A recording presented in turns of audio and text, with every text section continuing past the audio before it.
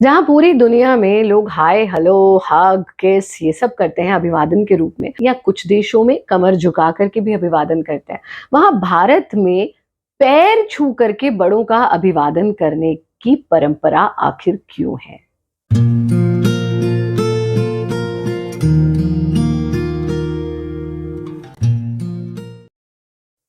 नमस्ते, मैं हूं आचार्य प्रतिष्ठा। स्वागत है आपका Friday facts with Acharya Pratishtha and insight to Indian culture के आज के एपिसोड में, जहां हम वैज्ञानिक विश्लेषण करेंगे इस पुराने रिवाज का, रीति का, जहां हम गुरुजनों के, बड़ों के, भगवान के पैर छूते हैं आगे झुक करके। आखिर ऐसा क्यों? इसके बहुत सारे कारण हैं। इस वीडियो को कुछ भागों में विभाजित करते हैं। सबसे पहली चीज, जब आप किसी बड़े के आगे झुकते हैं, भगवान के आगे झुकते हैं, यानी जो भी मूर्ति रूप आपने आराध्य का माना है उसके आगे झुकते हैं, या माता पिता के आगे झुकते हैं, गुरु के आगे झुकते हैं, तो आपको झुकता वही है जिसमें जान होती है, करना तो मुर्दे की पहचान होती है। आपको ब्लेसिंग्स प्राप्त होती हैं और वो ब्लेसिंग्स आपके जीवन में बहुत बड़ा रोल प्ले करती हैं। कैसे वो ब्लेसिंग्स रोल प्ले करती हैं, कैसे वो आपके जीवन को परिवर्तित करती है, ये भी समझते हैं। सबसे पहले हम इस प्रक्रिया के फिजियोलॉजिकल एस्पेक्ट को देखते हैं, यानी शरीर तंत्र में ऐसा क्या होता है जब आप आगे झुक करके किसी के पैर छूते हैं। इसको it is very much equivalent to our Hastapadasana या विभक्त हस्तपादासन इन योग, जिसमें ग्रेविटेशनल फोर्स के कारण पूरा दिन हम सीधे रहते हैं, तो रक्त का संचार पैरों की तरफ, नीचे की तरफ होता है। उस रक्त के संचार को खोपड़ी की तरफ करने के लिए हम अनेकानेक योगाभ्यास करते हैं, जिसमें से एक सर्वश्रेष्ठ अभ्यास है शीर्षासन का, जो प्रत्येक व्यक्ति नहीं कर सकता।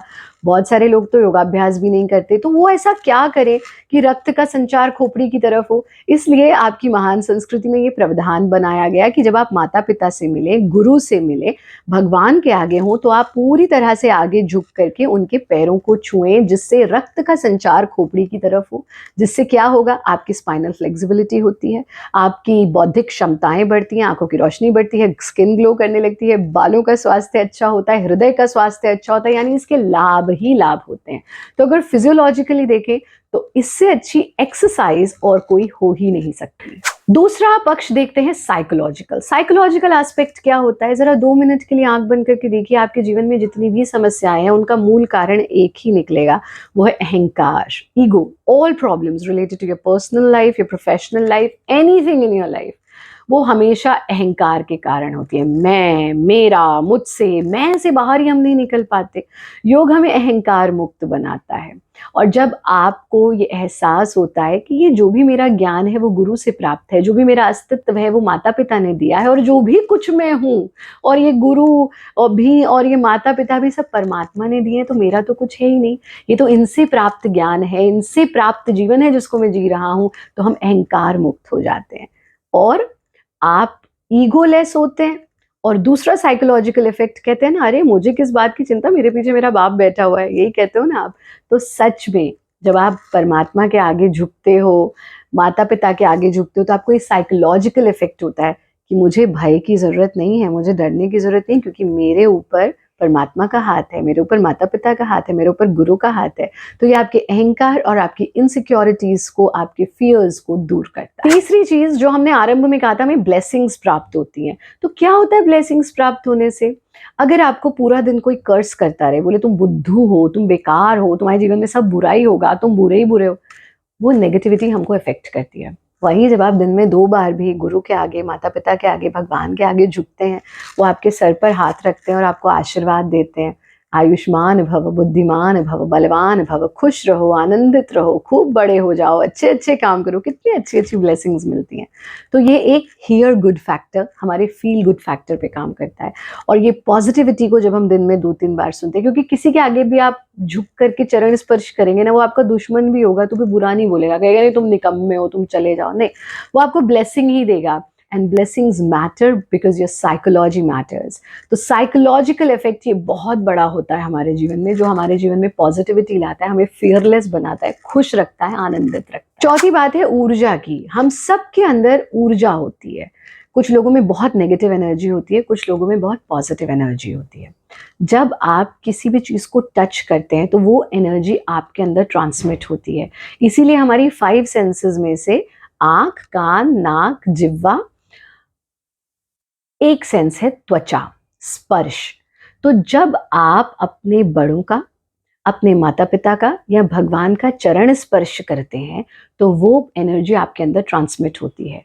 और हम उन्हीं का चरण स्पर्श करते हैं जहाँ से हमको पॉजिटिविटी मिले, जहाँ से नेगेटिविटी मिले वहाँ स्पर्श नहीं करना चाहिए। इसलिए आपने देखा होगा बहुत सारे गुरु लोग, बहुत सारे संत, बहुत सारे ऐसे लोग जो जीवन में जिन्होंने अपनी एनर्जीज को बहुत पॉजिटिव कर लिया है, वो बहुत जल्दी किसी को अपने आप को टच नहीं करने देते हैं। वो सिर्फ उन्हीं को टच करने देते हैं जो भक्ति भाव से या आस्था से उनके साथ जुड़े हैं, जिनको वो कुछ दे पाए, उनको नहीं जिनसे वो नेगेटिविटी को ले लें। जब आप किसी को स्पर्श करते हो तो आप उस पॉजिटिव एनर्जी को अपने अंदर ट्रांसमिट करते हो और वो आपके सर पर स्पर्श करते हैं, जिससे आपको वो पॉजिटिव एनर्जी सहस्त्रार के माध्यम से जीवन में प्राप्त होती है। इसको और ढंग से समझने के लिए हम अपने अगले पॉइंट पर आते हैं। 5वां पॉइंट यानी न्यूरोलॉजी। न्यूरो साइंस में ऐसे बहुत सारे एक्सपेरिमेंट्स हुए हैं जहाँ पर ये शोध हुए कि हमारे जो हथेलियां हैं उन पर हमारी नर्व एंडिंग्स होती हैं। ऐसे ही जब आप किसी ठंडी चीज को स्पर्श करते हैं, आपको कैसे पता लग जाता है कि ये ठंडी है? How? Through your nerve endings. ये नर्व एंडिंग्स हमारे ब्रेन को सिग्नल भेजती हैं और नर्व एंडिंग्स आप किसी भी संस्कृति को उठा के देख लीजिए, हमारे आशीर्वाद ऐसे दिया जाता है। आप ताई ची चाइनीज संस्कृति को उठा लीजिए, एनी कल्चर, वहां पर आप बच्चों की जो आप मूवीज भी देखते हैं ना, पता नहीं कौन कौन सी, वो एक्समैन एंड और भी बहुत कुछ, जिसमें वो सारी एनर्जीज अपने हाथों से, हाँ, हथेलियां आपकी ऊर्जा का केंद्र है, जिसमें आजकल आपने पूरा दिन मोबाइल को बिठा रखा है। तो ये नहीं करना है आपको। हम जब मुद्राओं का अभ्यास करते हैं तो भी हम अपनी हथेलियों की ऊर्जा को जागृत करते हैं। तो ये जो नर्व एंडिंग्स हैं, ये हमारे ट्रांसमिटर्स होते हैं जो हमारे बॉडी को एनर्जी ट्रांसमिट करते हैं। फीलिंग्स भी वहीं से आती हैं। इसीलिए स्पर्श बहुत महत्वपूर्ण होता है। आप स्पर्श करके पहचान सकते हैं ये पॉजिटिव है, नेगेटिव है। आप स्पर्श करके पहचान सकते हैं ये ठंडा है या ये गर्म है। आप स्पर्श करके पहचान सकते हैं ये सूदिंग है या ये सूदिंग नहीं है। क्यों? क्योंकि हमारे नर्व एंडिंग्स हमारे ब्रेन को सिग्नल्स भेजते हैं और हम एनर्जी को ट्रांसमिट कर पाते हैं। उसी प्रकार से आप अपने हाथों से बड़ों के पैरों को छूते हैं तो उनकी एनर्जी आपके अंदर ट्रांसमिट होती है थ्रू योर पाम्स, और वो आपके सर को छूते हैं तो यहाँ से भी उनकी ऊर्जा ब्लेसिंग्स के रूप में आपके अंदर ट्रांसमिट होती है। अब हमारी बॉडी में राइट और लेफ्ट बहुत सारी एनर्जीज होती हैं, बट मेन एनर्जीज जिसे हम ईड़ा पिंगला कहते हैं और मध्य में सुषुम्ना होती है। तो हमारी बॉडी में राइट और लेफ्ट एनर्जी होती है। और चरण छूने का सही तरीका क्या होता है? ऐसे, हमेशा, कभी भी ऐसे छूना नहीं है। लोग तो ऐसे घुटना छू के भी चले जाते हैं आजकल। तो वंदनीय गुरुदेव कहते हैं, भाई क्या उठा के ले गया है मेरे पैरों पर से। तो हमेशा चरण छूने का तरीका, आप आगे झुकिए और ऐसे पैर छूइए, यानी राइट हैंड से उनका राइट पैर, लेफ्ट हैंड से उनका लेफ्ट पैर। तब आपको राइट से राइट एनर्जी, लेफ्ट से लेफ्ट एनर्जी ट्रांसमिट होती है। एंड एग्जैक्ट यही हमारे वेदों में, हमारे शास्त्रों में पैर छूने का तरीका बताया गया है। दंडवत प्रणाम भी होता है, नमस्ते का प्रावधान भी है, पर माता पिता को, गुरु को और बहुत सारे अभिनंदन के तरीके होते हैं। पर पैर छूना हमेशा उस व्यक्ति के जिससे आपको पॉजिटिविटी मिले, उस व्यक्ति के जिससे आपको ऊर्जा मिले, सकारात्मकता मिले, जो एलिवेटेड है, जो बिल्कुल निकृष्ट कोटि का, उसके पैर कभी नहीं छूने चाहिए वहां से आपको, क्योंकि जिसके पास जो है वो वही ट्रांसमिट करेगा ना आपको। तो जहां नकारात्मकता, जहां नेगेटिविटी है, वही आपके अंदर ट्रांसमिट होगी। तो इसको रिचुअल के रूप में नहीं कि नहीं हमको तो हर किसी का पैर छूना है।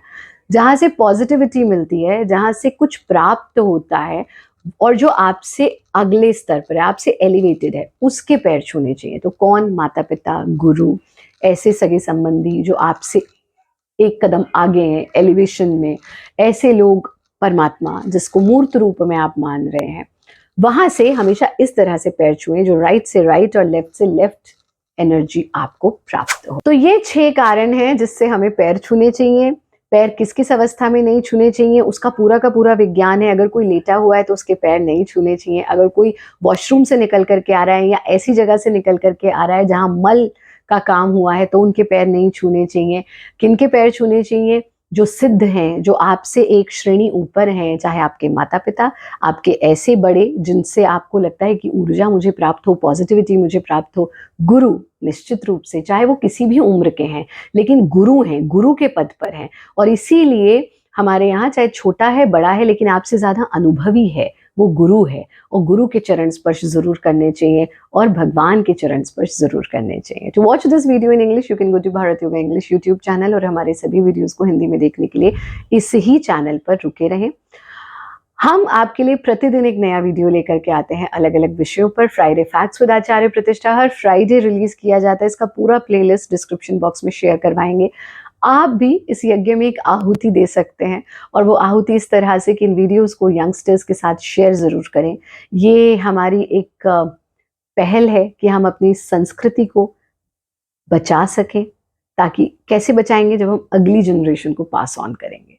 उनको पता होना चाहिए वो कहाँ से आए हैं, उनकी पीढ़ियाँ क्या हैं, उनकी संस्कृति कितनी वैज्ञानिक है और उसके कितने पहलू हैं। तो इसे अपने यंगस्टर्स के साथ ज़रूर शेयर करें। आप के मन में अगर कोई प्रश्न है तो हमें ज़रूर भेजिए, और अगले फ्राइडे हम एक बहुत इंपॉर्टेंट विषय पर एपिसोड लेकर के आ रहे हैं। और वो विषय आपने अक्सर सुना होगा, रात को झूठे बर्तन नहीं छोड़ने चाहिए। रात को झूठे बर्तन छोड़ोगे तो कंगाल हो जाते हैं। कैसे हो जाते हैं कंगाल? रात को झूठे बर्तन छोड़ने से क्या हो जाता है और उसका वैज्ञानिक विश्लेषण क्या है, ज्योतिषीय आधार पर क्या है, रिलीजन के आधार पर क्या है, इन सब के विषय में अगले फ्राइडे को बात करेंगे। और अगर आपके मन में कोई प्रश्न है जरूर अपनी शंका हमको भेजिए। हम आने वाले एपिसोड्स में उस पर चर्चा अवश्य करेंगे। आप सबके लिए शुभकामनाएं। खुश रहें, आनंदित रहें। @आचार्य प्रतिष्ठा जी फेसबुक, इंस्टाग्राम, कू ऐप @प्रतिष्ठा, ट्विटर पर जरूर जुड़ें। हरिओम।